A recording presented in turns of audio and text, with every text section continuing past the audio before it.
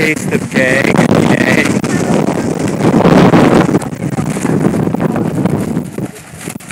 Here in the Hawaii Crop Improvement Association fields, or the Monsanto fields. It's hard to tell which is which.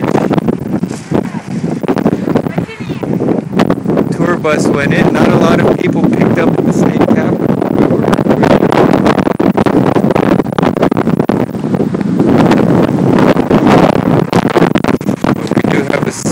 Group of protesters here. We just found out about it, didn't have a lot of time to prepare. Initially we wanted to keep it pretty small, just make sure they know we're watching them. We're watching every single thing they do. And we could have put out an event, but we didn't want to. Right. We didn't want to alarm them and have them bring like 50 cops. And, we just want to be able to take pictures and document who's going in and make sure that everyone has access to the information about who's drinking the Kool-Aid.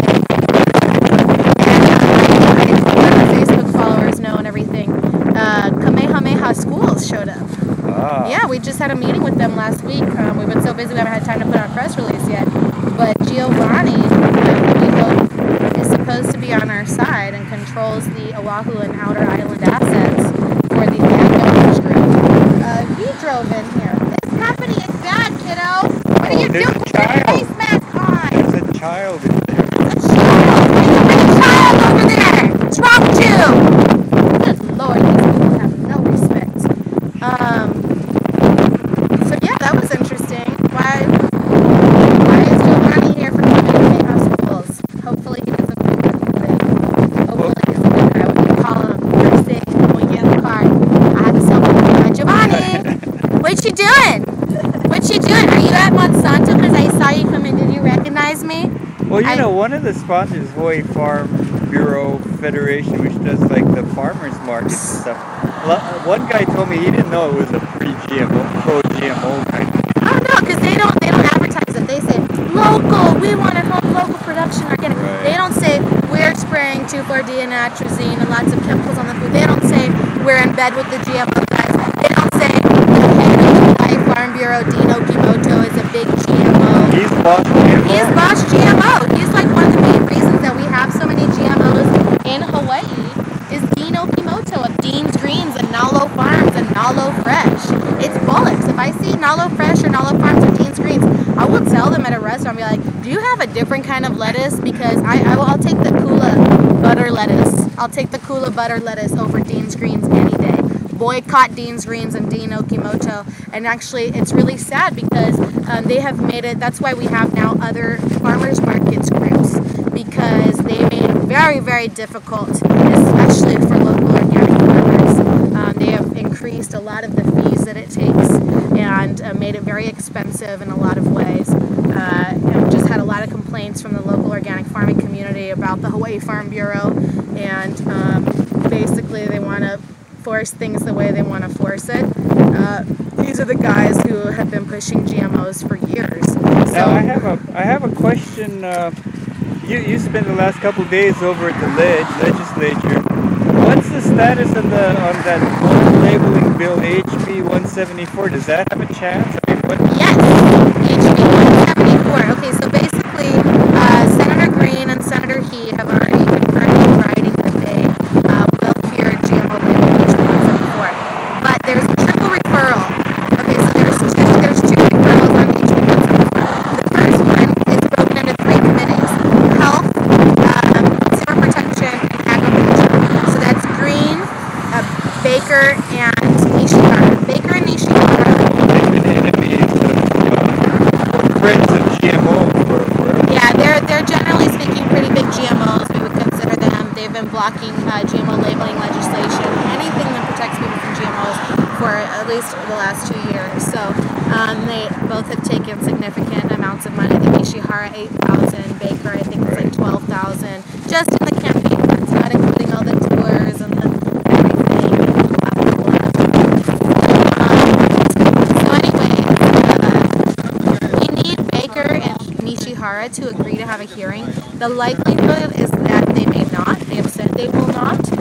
Nishihara is just GMO and says it needs to be done at the federal level, even though we all know that the the FDA Deputy Commissioner is Michael Taylor. He's Right. overriding the FDA scientists who are saying we can't afford this. This is too risky. We can't release this. We can't afford to test this technology. It's too expensive. This is not a Michael smart way. Taylor used to be The vice president of Monsanto and a registered major lobbyist for Monsanto. He has twice gone back and forth from being the deputy commissioner of the Food and Drug Administration to the vice president of Monsanto. So when people say this is a federal issue and it should be up to the FDA, that argument is null and void to anybody who is educated about the topic, because we know that that check and balance that's supposed to be there is long gone.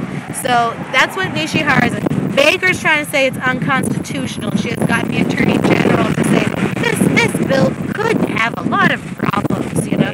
Basically, the main problem with the bill, and there is a problem, is that, and it wasn't the way, the bill didn't start this way. Right. They Suji'd it. Cliff Suji, big biotech legislator of the year and representative in the House, basically took out where we're covering all the GMOs and made it only to include imported GMO produce. Do you want to take a break and find out what's going on over here? So what? Tell us what happened inside. You Okay, guys so had what to had go happened inside. here, because the guy, what's his name? Yeah. We don't know. Can you find out?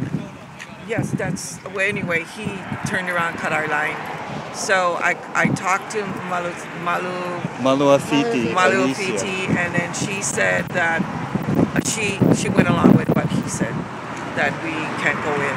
But what I negotiated with her earlier was that we were invited to come here, and we've been at former meetings with Syngenta and Right. and Monsanto, and we were very giving as far as listening to what they had to say to us, and so we thought that we were told to come here for the same reasons, Ah. you know, for But education. so you didn't get in at all. So I didn't get in. I did negotiate earlier that I get to go in and bring someone in. Yeah.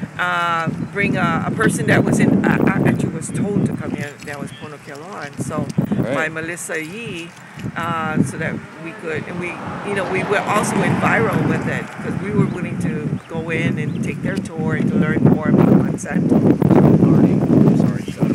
Yeah, we're gonna go. So What is right the now. problem? We're going to go. So right now, we've been told that we can't go in. So you have to leave. You've been evicted from Monsanto. I, When Well, we you want to can, evict you, So she sad. can stay here and Yeah, protest you guys with can them. stay here. You're welcome to stay here. Yeah. Why can't she go in? But they were invited. She missed the tour. She explained to us. well, they said that we missed the bus and it took too long to get to the bus. But I feel that they should accommodate us because as we We're were here. standing there, other cars were going up. Now, why can't my car go That's up? right.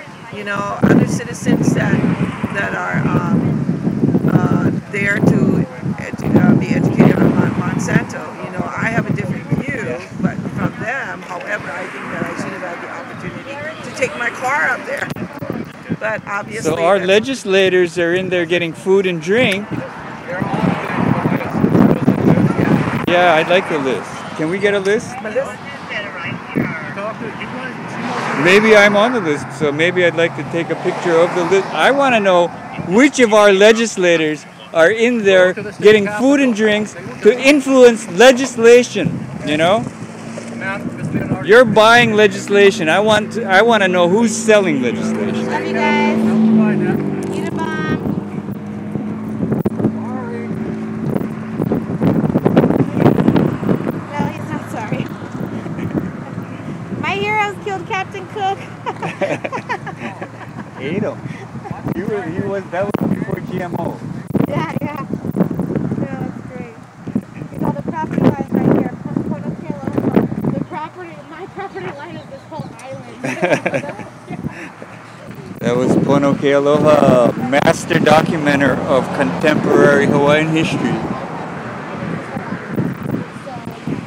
You might be watching this in the future.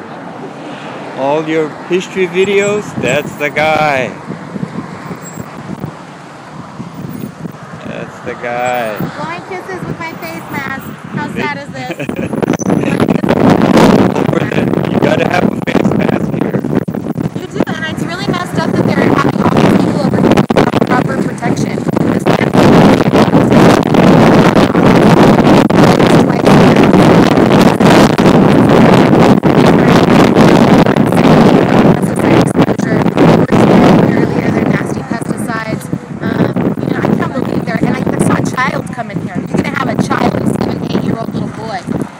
more that? kids. Who's that? Yeah. More kids. They did More children. More children. Wow.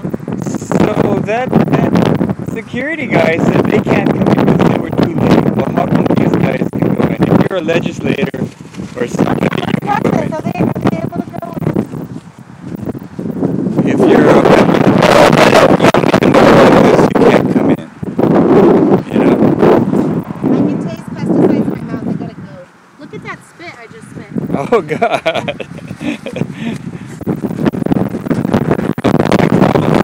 And I'm gonna cut out for now.